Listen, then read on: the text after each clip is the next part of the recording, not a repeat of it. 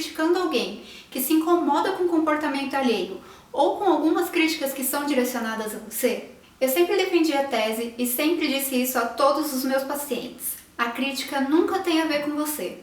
Geralmente, a pessoa que está criticando vê em você características dela mesma e que ela não consegue ter, ou características que ela tem e gostaria de não ter mais.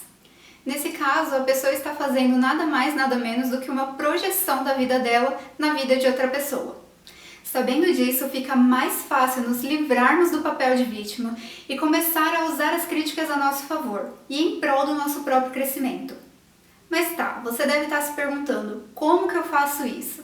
E a maneira é bem simples. É como se você instalasse um juiz na sua cabeça, desse juiz que você está acostumado a ver na televisão. Mas esse juiz é um pouquinho diferente. Ele não te julga e muito menos te coloca para baixo. Ele só te dá uma cutucada toda vez que você recebe uma crítica e se incomoda com ela.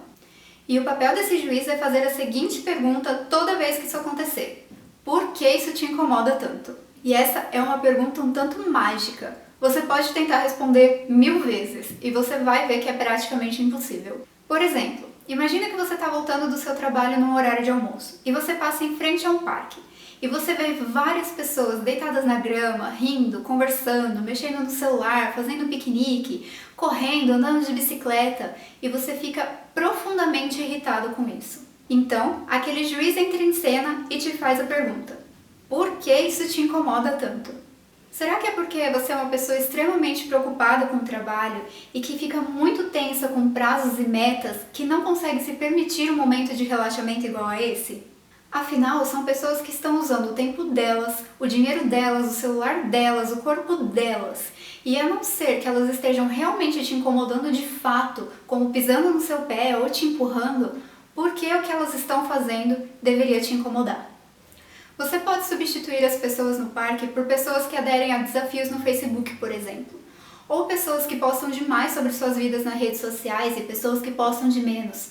Aquelas pessoas que são vaidosas demais e aquelas que não têm vaidade nenhuma. Pessoas que gostam de expor os relacionamentos nas redes sociais e aquelas que preferem um relacionamento mais discreto. Pessoas que escolhem trabalhar em casa para ficar mais perto dos filhos e aquelas pessoas que não conseguem se preocupar com outra coisa que não seja o trabalho. E também aquelas pessoas que decidem ter um relacionamento com outras pessoas do mesmo sexo. Enfim, toda vez que uma atitude ou comportamento alheio que não te afeta diretamente te incomodar, cabe a pergunta: por que isso te incomoda tanto? A mesma pergunta cabe quando alguém faz uma crítica direcionada a nós e aquilo soa como uma ofensa e a gente fica profundamente irritado porque aquilo dói e machuca de verdade. Mas a ofensa tem só 2 tipos de resposta. Sim, é verdade, e aí não tem por que você se incomodar com aquela informação, ou não, é mentira, e aí também não tem por que você se incomodar com isso. A gente só se ofende com esse tipo de crítica quando a gente tem alguma insegurança com relação a nós mesmos. Por exemplo, se alguém me chamar de gorda, essa crítica só vai me incomodar se eu tiver alguma insegurança com relação ao meu corpo ou ao meu peso, porque eu sei que aquela informação é mentira e por isso ela não deve me ofender. Portanto, pessoas que se conhecem plenamente e têm domínio de si jamais se ofenderá com uma crítica.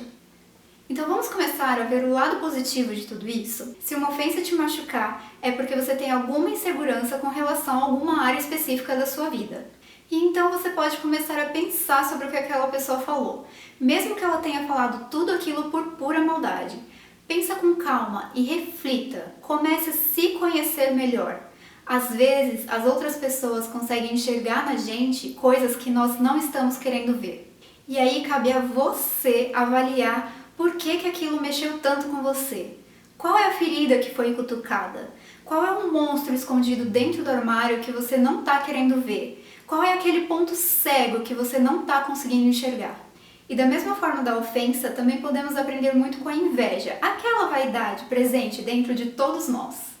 A gente se compara o tempo todo, ainda mais em tempos de redes sociais, e acabamos nos sentindo humilhados toda vez que percebemos que algumas pessoas são melhores do que a gente em determinados aspectos. E aí, a inveja começa a gerar algumas das críticas que nós direcionamos às outras pessoas. E mais uma vez, Vamos olhar o lado positivo de tudo isso para o nosso próprio crescimento. Nós só criticamos ou invejamos uma outra pessoa quando nós notamos nela características que nós gostaríamos de ter, ou então aquelas características que nós sabemos que temos e não gostaríamos mais de ter. Em todos esses casos, vale agarrar a oportunidade de nos conhecer melhor. Fazendo essa projeção, notamos traços que não estamos conseguindo ou querendo enxergar em nós mesmos. Você pode, com razão, achar que os outros são críticos demais ou cruéis demais e que não deviam opinar no lugar onde eles não foram chamados, mas sobre nada disso você tem controle. A única pessoa sobre a qual você tem controle e pode mudar é você mesmo. E assim cabe a você se afastar daquelas pessoas que só fazem críticas destrutivas e correr atrás daquelas coisas que você inveja nas outras pessoas.